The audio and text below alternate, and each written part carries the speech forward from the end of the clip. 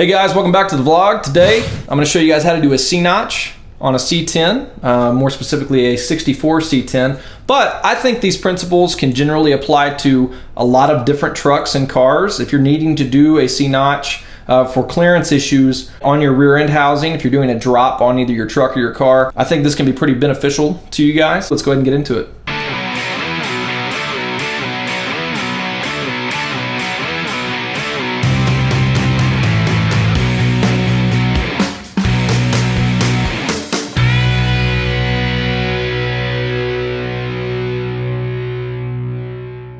To clarify a couple things, this is the template that my dad and I made for our CPP C-notch kit. Wow. Okay. For whatever reason, and this is a big flaw with the kit, is it does not come with a template, and it is very difficult to figure out exactly where to cut on your frame. And what you don't want to do is butcher your frame while trying to get the kit on there.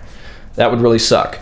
So I'm going to go ahead and walk you through exactly what we did, and I'm going to measure this out for you guys right now. I'm also going to provide a couple of alternatives that I thought about doing before buying this kit. I'll show you prices and everything here in a second as well. I've actually taken the time to measure each piece out here. So I did this in inches. So like for instance, this is 4 inches roughly, 4.5 inches, 3.5 inches, 3.75 inches, 3 inches.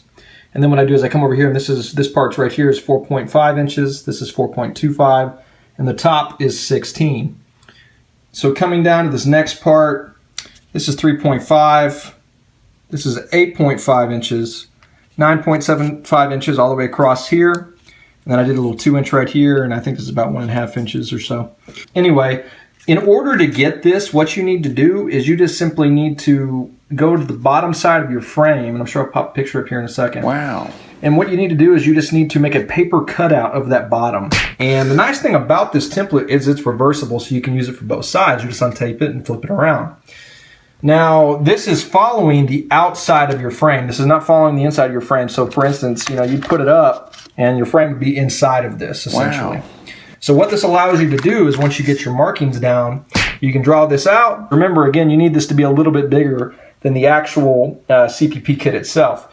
Now keep in mind, if you're doing this from scratch, then you can really do it however you want as long as you've got enough clearance for the rear end axle housing right here. Now, as I may have mentioned earlier, you really need to focus on where the rear end, the center of the rear end is in correlation to this trapezoid shape. What I would do is take the springs out from where the trailing arms are in the rear and let the frame drop onto the rear end just softly. Put the frame on the rear end, and that way you can find out where the center of that rear end is going to go in order to be able to get your clearance. And you may even want to make this a little bit wider, but this was fine for us. Okay guys, as you can see right here, we flipped the frame over so that way we could see where the rear end usually lies with the trailing arms. That way we can get an idea of how to do this C-notch and where to cut it in the frame. This also gives us a lot better access in order to be able to cut those C-notches or trapezoid shapes out of the frame. Another thing I want to note here is in order to get a really smooth fit, you're going to want to trim these down a little bit. You're going to want to grind them flush with the frame where the springs sit. So as you can see, this is the template I brought up in the first of the video. Okay, so in order to make this template, what we did is we used this where the spring sits as a reference point with those 3 bolt holes. So we got a piece of construction paper or just poster board, and we cut out that exact shape and then put it in there. And then what we were able to do is we made this piece right here based off of the actual CPP kit itself. So we just, put a piece of poster board on it and traced it out. Then we were able to tape it to this bottom one to find out exactly where we needed to be, using the bolt holes as a reference point, which made it a lot easier to get an idea of where this needed to be exactly. Now, as you might be able to see, we marked out right here and right here exactly where the rear end lies specifically in relation to the frame. So what we did is we lowered the rear end onto the frame without any springs to get an idea of exactly where it would hit in the case that it would hit the frame without C-notches. You can see a little bit better in terms of the bolts and where they lie right there. Okay, so what we did in order to cut this out right here is I used a plasma cutter. I first tried to use a cutoff wheel, and if that's all you got, great. But in order to get a much smoother cut, and I realized that this isn't smooth right here, this is kind of where I got into it with the cutting wheel, but I went back and cleaned it up with a grinder. But if you get a straight piece of either wood or a straight edge of some sort and you clamp it down to the frame and you just drag the plasma cutter along with it, that's going to make your life infinitely easier. You could also do this with a type of saw as well. Okay, so moving forward, yeah, you can see it's a little bit jagged. I came back and cleaned that up, and then like I said, I had to smooth that out to get more of a flush fit. And this is kind of the finished product. This is where we started to mock it up and get it to where it needed to be. As you can see, those went in perfect. And that set in flush after I cut that or grinded that down. Okay, so this is after we've got a lot of the holes drilled out. Now, one thing I do want to note is the kit did come with these bolts, so that was nice. They look pretty good. Here's the other side. As you can tell, after we got that cut out, this one was a little bit easier to do. Obviously, it usually is the second time around. And you can see that smooth right there as well. If you're not going to use this kit and you're going to do it, you know, just if you got metal laying around and you want to do it either with some 3 to 5 inch diameter pipe, or you just got some somewhat thick metal, either like, you know, a quarter or 3/16 metal laying around, what you can do is you can make that exact shape with the dimensions that I include in this video. But one thing that I really would caution you is make sure you take your time and do this right, because this could butcher the entire build. You really need to make sure you know where that rear end is in relation to the frame and mark out exactly where it is. Mark out both sides and make sure that you're going to have plenty right here. Okay, one more quick thing to note. This kit will not fit on the side that has the track bar mount unless you make a cutout. So you should see at the top left of the CPP kit, we had to make a notch. We had to cut that out in order for it to be able to fit flush on the frame. That is one more oversight I think that should have been accounted for in the kit. So I'm going to show you guys where I got my kit, how much I spent on the C-notch kit that I bought from Summit, but I'll also show you some alternatives for guys that maybe want to try something a little bit different. I just felt that this kit was the most cost-effective thing by the time that I had researched everything. I mean, in terms of just time and aesthetics, I think I thought for me it'd be a lot more trouble to do an alternative opposed to this, but I'll go ahead and show you guys. Right here is the kit that I bought. You can see it's 114 bucks. And 99 cents from Summit. And actually mine were not powder coated blue or anything. For 114 bucks, it's honestly, to me, it was worth it because it was already ready to go. It's already, you know, shaped for that frame specifically. So I felt like that was really important.